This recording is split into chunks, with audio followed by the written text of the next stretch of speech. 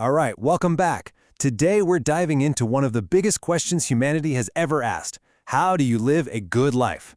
We're going to do a quick, rapid-fire rundown of the wisdom from three heavy hitters, Aristotle, Confucius, and the Stoics. So, buckle up. Let's get right into it. You know, this is really the question that kicks everything off, isn't it? What makes a life feel worthwhile, meaningful? People have been wrestling with this for, well, forever. And these ancient thinkers, they dedicated their entire lives to figuring it out. They were searching for, like, a blueprint for human flourishing. Okay, first up, Aristotle. Think of him as our first guide on this journey. Now, for Aristotle, the good life isn't some treasure you just stumble upon. Nope, it's something you build, brick by brick, with every single action you take. It's all about actively shaping your own character. All right, here's a keyword for Aristotle, eudaimonia. Now don't let the Greek throw you off. This is not just about feeling happy, like when you eat a good slice of pizza. It's way, way deeper.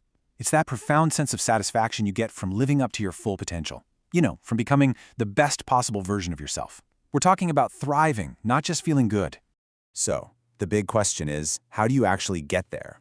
Well, for Aristotle, it's all about practice. It's about virtues. You don't just decide to be courageous, you become courageous by doing courageous things.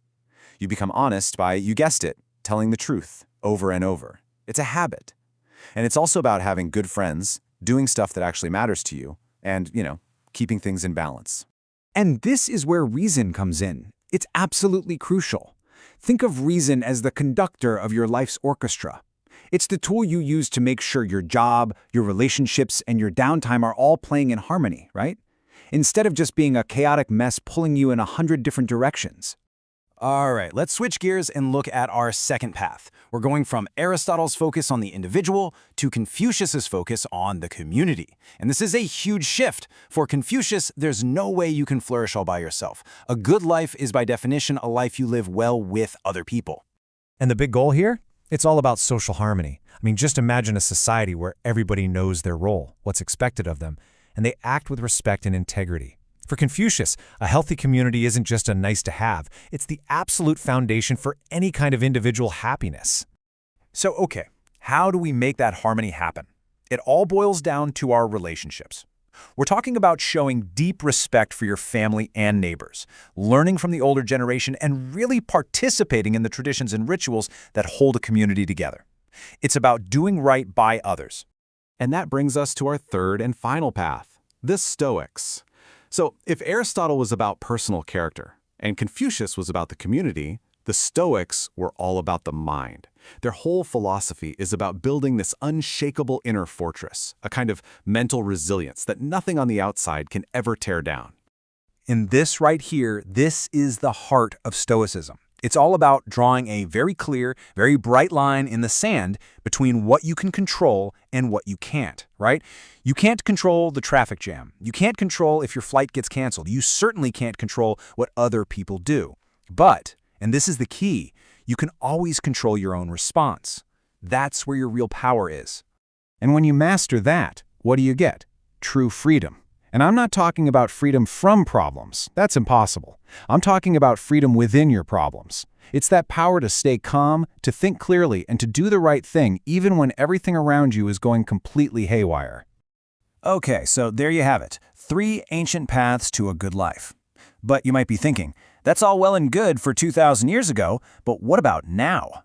Well, let's take a look at how this ancient wisdom stacks up against modern science. This table is a great way to see it all at a glance. You've got Aristotle, zeroed in on personal character. Then there's Confucius, all about community harmony. And finally, the Stoics, focused on that inner resilience. See? Different methods, different core ideas, but they're all aiming for the same target, a meaningful life. And get this, here's the kicker. Modern psychology totally backs them up. After decades of research, scientists have basically landed on the exact same things. Things like having purposeful work, having close relationships, and being able to regulate your emotions. These aren't just old ideas. They're scientifically proven keys to long-term well-being. It's pretty amazing. So look, this isn't just some dusty old philosophy lesson. The real power here is in actually using this stuff. So let's get super practical. How can you take these big ideas and actually put them into practice in your own life, like today? And listen, nobody's saying you have to completely overhaul your life by tomorrow. It's about the small, consistent things. You can practice Aristotle's idea of virtue just by being a little more honest today. You can channel Confucius just by helping your neighbor with their groceries. And you can be a Stoic just by taking one deep breath before you react in anger. It's that simple. So, when you look at all three of these paths, one thing becomes really clear. There's no single one-size-fits-all formula for a good life. But what we do have is an incredible toolkit, a framework. When you start to weave these threads together, combining those ethical habits from Aristotle with that care for community from Confucius and that inner strength from the Stoics, well, that's how you build a seriously reliable path toward a life that actually feels meaningful. And that really just leaves one final question. And this one's for you.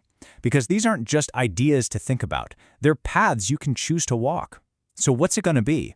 Which parts of this ancient wisdom are you going to use to build your flourishing life?